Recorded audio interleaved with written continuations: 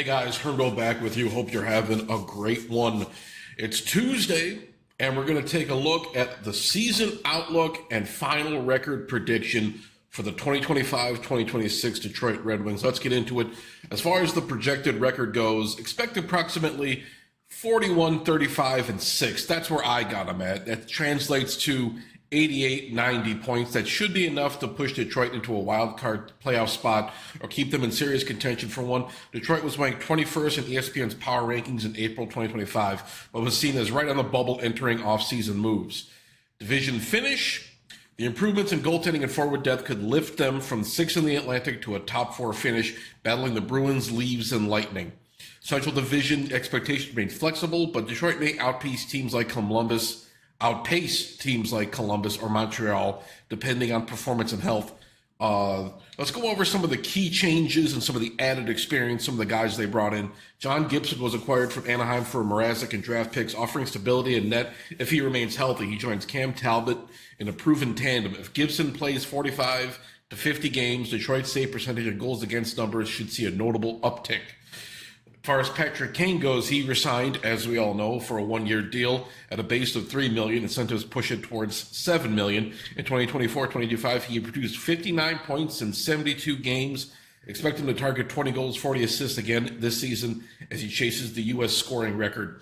Other veteran additions like James Van Riemsdyk and Mason Appleton help fill bottom 6 roles and provide penalty kill help and secondary scoring depth. Forecasted player lines and statistical highlights. As far as the first line goes, Larkin, Raymond, and Van Riemsdyk expect 70 to 85 points collectively. Raymond alone could reach 65 to 75 points. Second line, DeBrincat, Kasper, Kane. Kane at around 60 points. DeBrincat might have another high 30s goal season. Expect about 70 points from him. Third and fourth lines, Cobb, Comfort, Appleton, Berger, and Rasmussen offer balanced checking and occasional scoring. And don't forget about Elmer Soderblom. As far as defense goes, stable pairings, Moritz Seider and Ben Sherratt, Simone Edvinsson, Albert Johansson, Gustafsson, and Bernard Docker.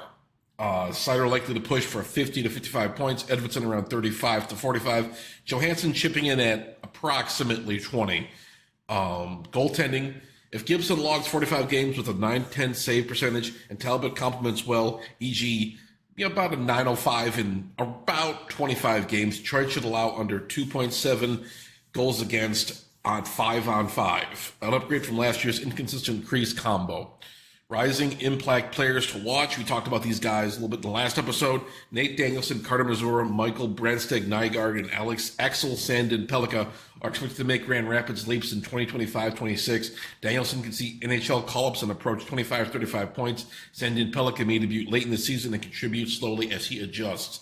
Goalie depth with Sebastian Costa, Trey Augustine, and new signing Michael Postava strengthens Detroit's future net-minded picture, but likely too early to impact NHL numbers this season.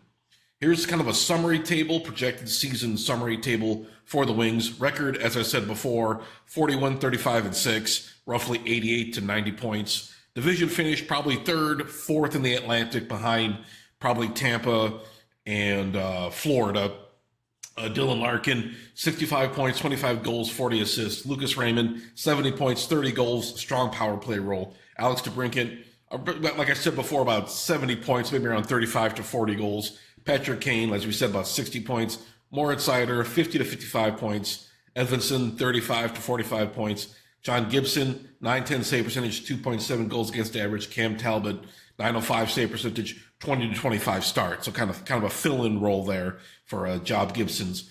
But Detroit appears poised to break their 9-year playoff drought. Smart veteran acquisitions of fortified crease and maturing core pieces with prospects lurking suggest Detroit could target the wild card or low playoff seeds if injuries and consistency hold up. There's real momentum behind this push. So you got to be consistent all throughout the season. As we said before, they got an easy February. They're going to have a rough slate early October. They face a lot of division rivals. They face Florida and Edmonton. They got some tough games in the first stretch of the season, but November they got like 9 out of 14 games are at home.